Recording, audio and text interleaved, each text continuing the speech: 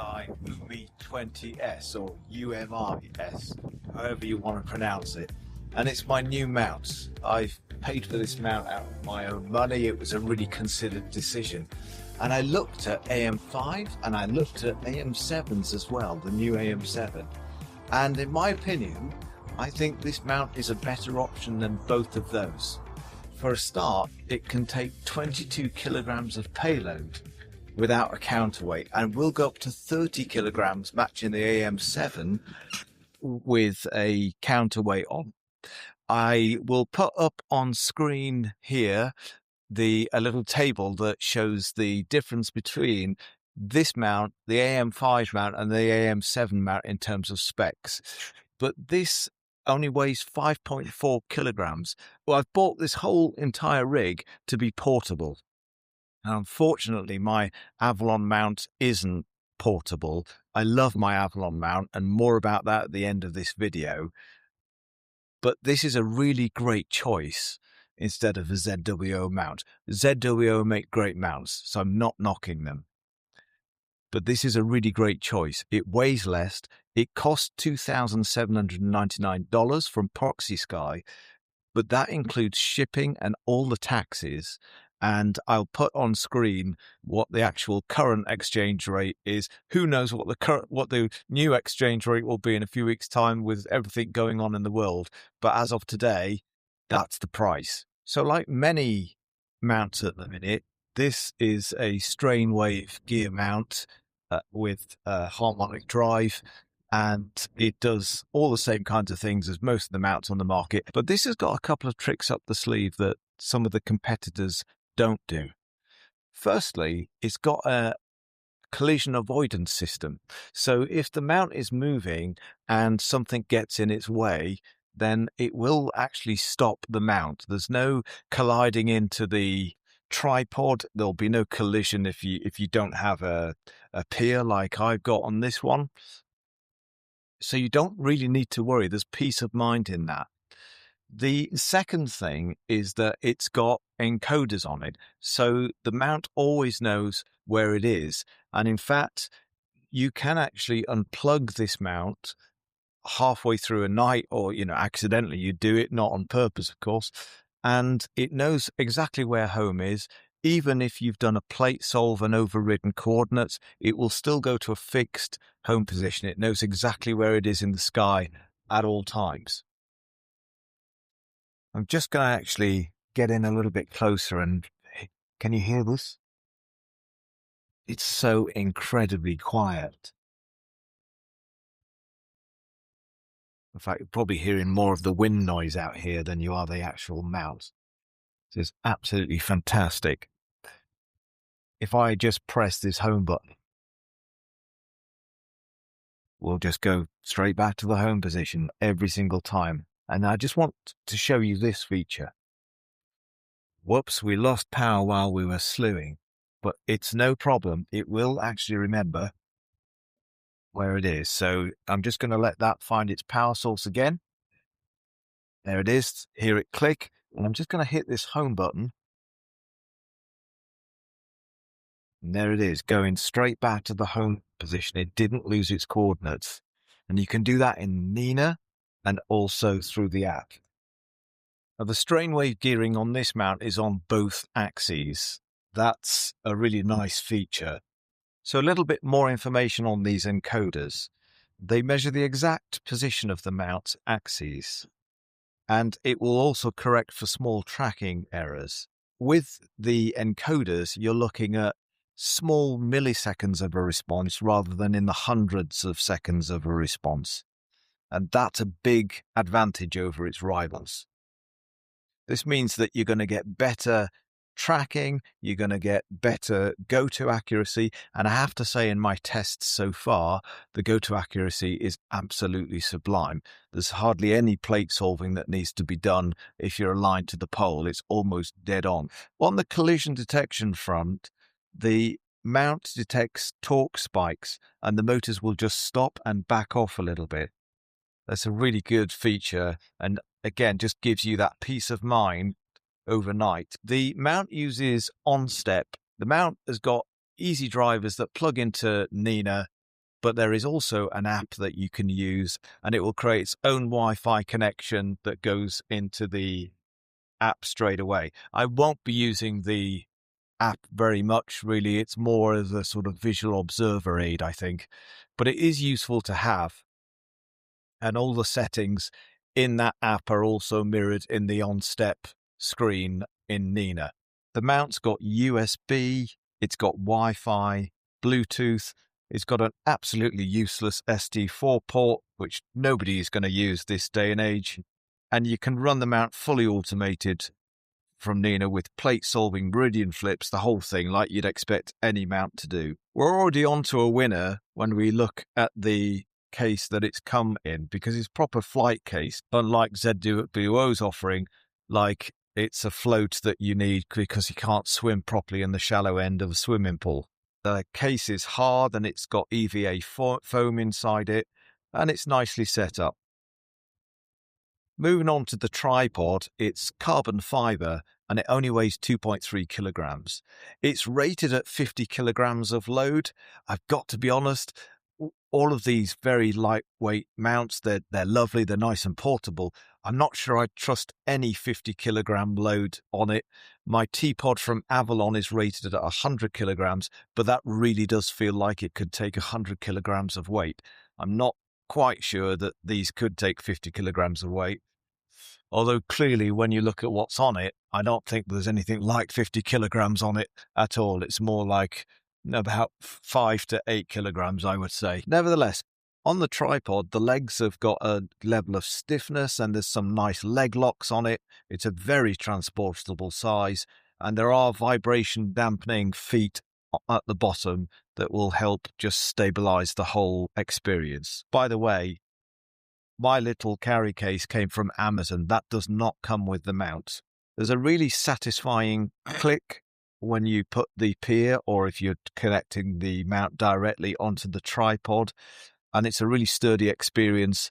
You need to connect from the bottom the connection that goes into the Pier or the mount, just like many mounts going back all the way to the Celestron AVX, if you remember that mount. The mount does have some quirks, though, and I think it's only fair of me to go into some of those things. It wouldn't stop me from buying this again, and it wouldn't stop me from buying this over an AM mount either.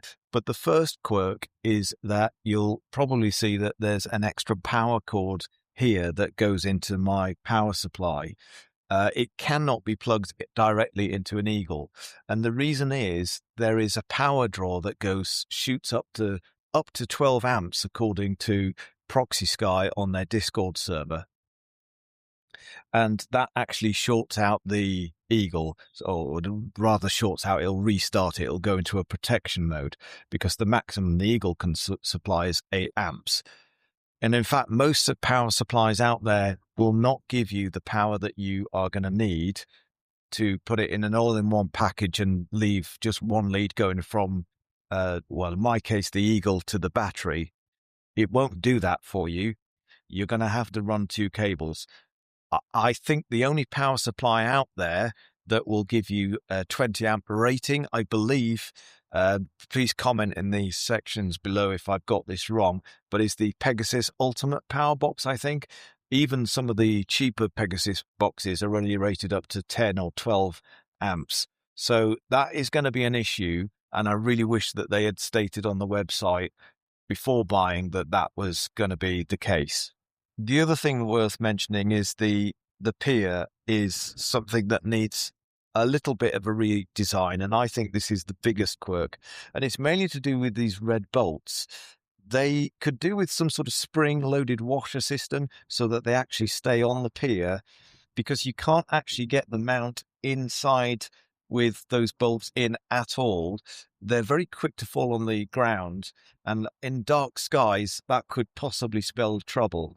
It's not that the Pier's badly made, it's well constructed, it's CNC machined, and it does the job perfectly without any issues once everything's connected together. But I really wish that they'd redesigned the red bolts so that they actually stay into the Pier itself.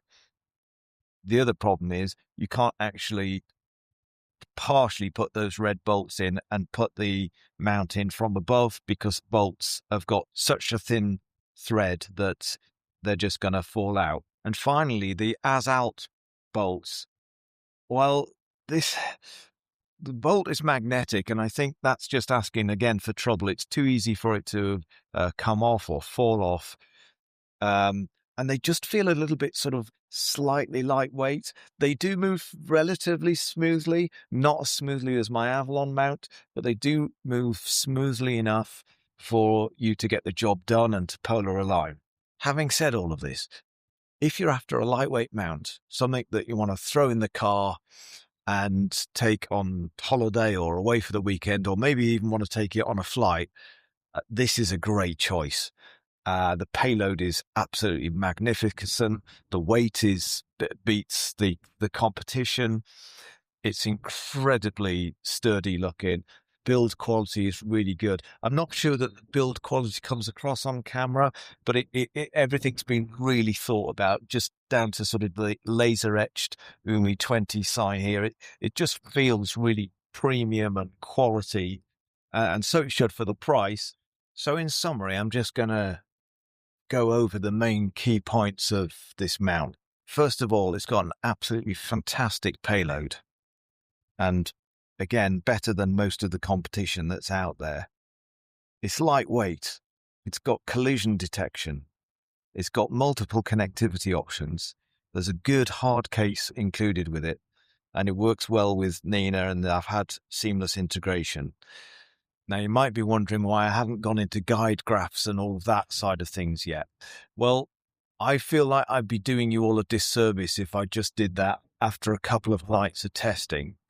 I actually do have a slight issue with my off-axis guider at the minute, because it won't quite squeeze down far enough to find focus. So I can see stars, but they're actually pretty fat, bloated ones. And I've got Player One looking into that issue for me at the minute. But even with that issue, I was able to get RMS guiding at 0.8. I'm fairly certain I can get quite a bit better than that.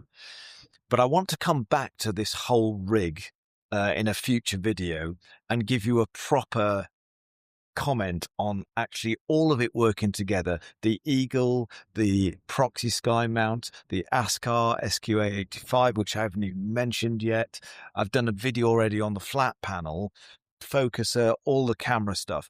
I will do a here is my new rig video later, but I feel it would be unjust to do too much in terms of guide graphs and things like that, just based on the limited experience. I want to really get to know this mount and give you, my lovely viewers, who are all going to subscribe to this video, so thank you.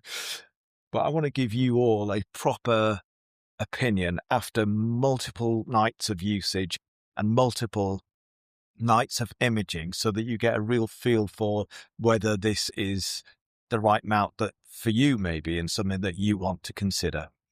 So the question is, will that ProxiSky mount ever beat this Avalon mount? Well, time will tell, but I don't think so. This is being trusted for 7 or 8 years. It's never once let me down, and it just seamlessly fades into the background while I'm imaging, which is kind of all you want a mount to do. But it's heavy, hence the need to buy a portable mount. This weighs about 3 times, actually more than that, of the ProxiSky mount. So it's not a portable mount, and if it was, it'd be with me every single time. It gives me anything between 0.2 RMS on a good night, right up to 0.8. It's never gone higher than 0.8, and it's an absolutely fantastic mount. But it is twice the price, more than that actually, and it's my forever mount. It'll be what is put in my observatory one day, because it's been really trusty. But ProxiSky, I'd invite you to go on their Discord server, find out all about them, and not just proxy mounts. Go and look at other alternatives to the ZWO mounts.